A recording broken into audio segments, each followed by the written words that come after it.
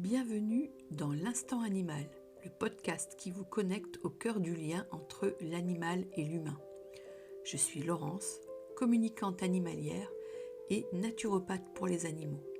Ici, on parle d'intuition, de messages subtils, de bien-être animal et surtout d'amour et de respect pour nos compagnons de vie. Installez-vous confortablement, l'Instant Animal, c'est maintenant.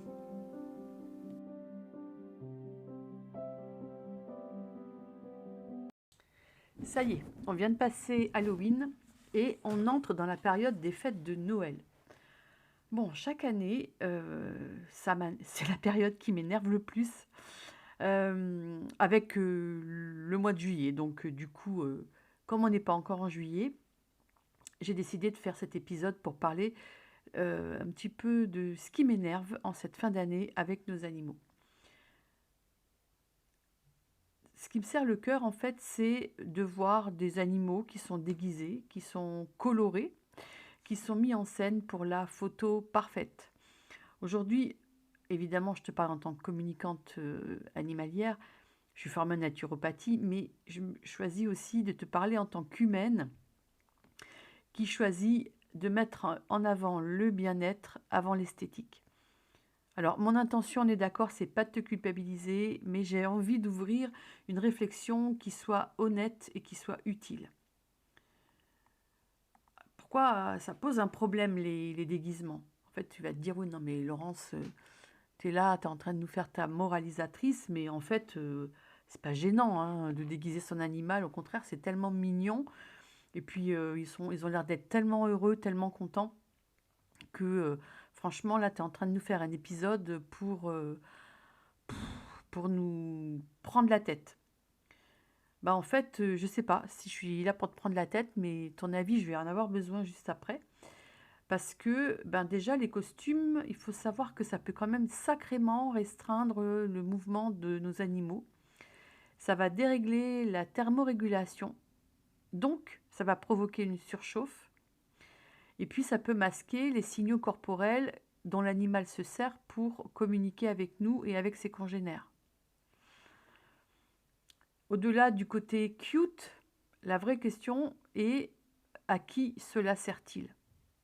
Si c'est uniquement pour notre plaisir visuel, pour notre amusement, bon, moi je pense qu'il existe d'autres façons de célébrer et qui vont respecter vraiment leur confort et puis leur nature d'animal. Chez le chien, les signes d'inconfort sont souvent assez subtils. Il va bâiller de façon répétée, il va se lécher la truffe, il va se détourner, il va se raidir, il va haleter, ou alors il va encore chercher à s'éloigner. Bref, il va mettre en place tout un tas de signaux d'apaisement. On en a déjà parlé dans un autre épisode et je t'encourage à venir l'écouter parce que c'est quand même vraiment intéressant d'avoir ça en tête. Chez le chat, on va souvent observer une immobilisation qui va être figée, les oreilles qui vont être plaquées en arrière, la queue qui va être serrée contre le corps, voire un chat qui fuit, qui se planque, qui se met dans des endroits introuvables. Ces signaux, en fait, c'est leur façon, à eux, de nous dire « je suis pas à l'aise ». Et si tu en observes un seul, c'est déjà un signe qu'il faut retirer le costume. On minimise souvent les risques parce que, en fait, je crois qu'on a envie de trouver ça trop mignon. Mais les risques, ils sont vraiment réels, hein. La surchauffe, l'entrave des mouvements, l'ingestion d'éléments du costume et surtout l'anxiété liée à l'ambiance des fêtes, c'est vraiment réel chez nos animaux et ça crée des événements, des éléments qui peuvent être très traumatisants pour eux. Les sonnettes, les enfants qui crient, les invités, le fait d'être pris en photo, le fait qu'on fasse des vidéos, tout ça, pour beaucoup d'animaux, on ne s'en rend pas compte, mais c'est une vraie épreuve. Alors, si on veut les protéger, il faut apprendre à anticiper, prévoir des espaces calmes, peu de manipulation, et puis que si vraiment on a envie de trouver un moment pour déguiser son animal, c'est que vraiment ça soit dans un moment qui est court et qui va durer très peu de temps. Alors là, il y a une tendance qui me met, mais alors profondément mal à l'aise et qui arrivent là sur les réseaux sociaux. Ça vient des États-Unis, ça vient des pays d'Asie. Et vous avez sûrement dû le voir si vous êtes comme moi, que vous scrollez beaucoup sur les réseaux sociaux. Eh bien, c'est la teinture du pelage de nos animaux. Alors que ce soit nos chiens, nos chevaux. J'en ai pas tellement vu sur les chats, mais si vous en avez vu, ben dites-le moi en commentaire. Mais en fait, pour moi, c'est un non-sens en fait. Jamais, jamais on ne devrait utiliser de teinture sur un animal.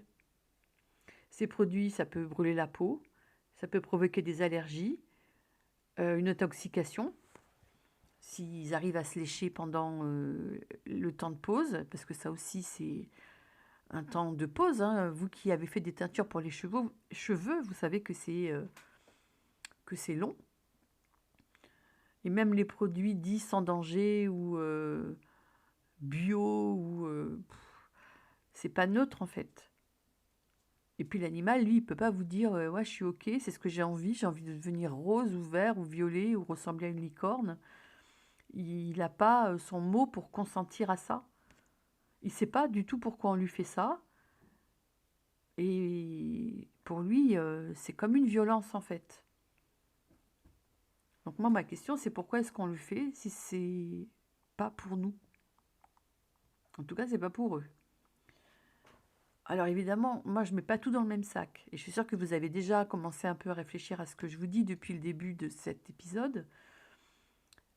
Un manteau imperméable, un petit pull pour un vieux chien, pour un chien frileux, pour l'hiver, surtout pour un chien qui n'a pas de sous-poil. Bon, bah, c'est ok parce que ça va apaiser.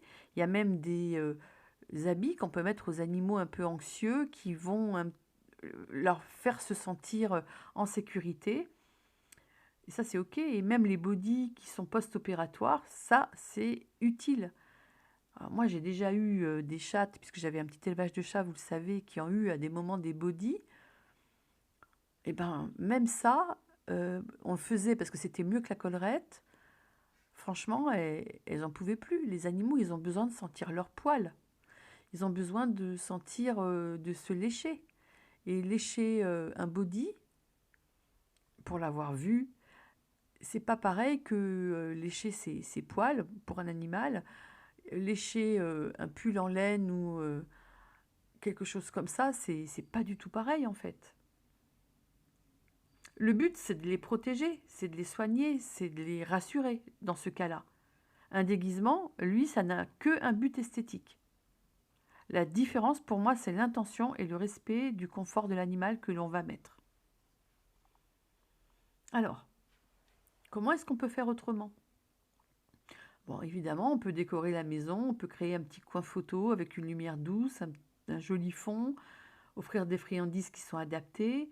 On peut mettre un collier, on peut mettre un harnais confortable, joli, mais rien qui n'entrave les mouvements, rien qui ne le ridiculise. Vous savez que les animaux, quand on rigole de ce qu'ils portent ou de la façon dont ils se comportent, ils s'en rendent compte. Et c'est quelque chose qui est très inconfortable pour eux, en fait.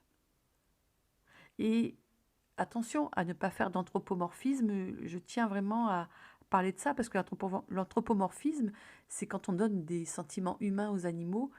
C'est quelque chose contre lequel je lutte depuis que je fais de la communication animale. Mais quoi qu'il en soit, les animaux, eux, ils ont besoin d'être paisibles, même dans des moments de fête ou de retrouvailles.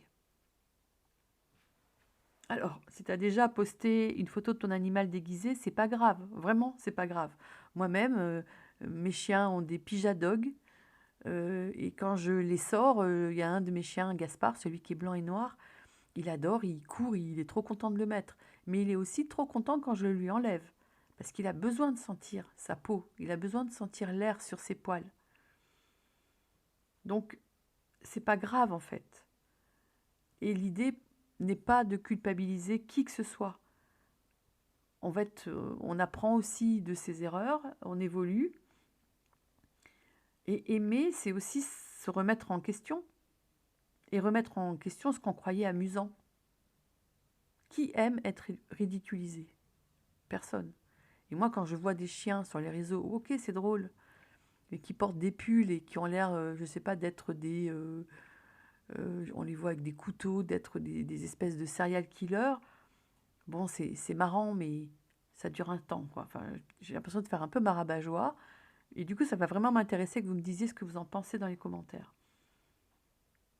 L'idée, c'est surtout d'apprendre à les regarder autrement, mais ça, vous le savez, et vous le savez déjà. Alors, viens me dire en message privé comment toi, tu célèbres Halloween, Noël avec tes animaux, et comment tu le fais avec respect et puis avec douceur. Donc, si cet épisode t'a touché, eh bien, pense à le partager autour de toi. À très vite. Merci d'avoir partagé cet instant animal avec moi. Si cet épisode vous a touché, pensez à le partager, à vous abonner ou à laisser un petit commentaire pour faire rayonner ce message. N'oubliez pas les étoiles sur votre meilleure plateforme de podcast. Retrouvez-moi sur Instagram, sur Facebook ou sur mon site internet pour découvrir mes accompagnements et entrer en conversation avec moi.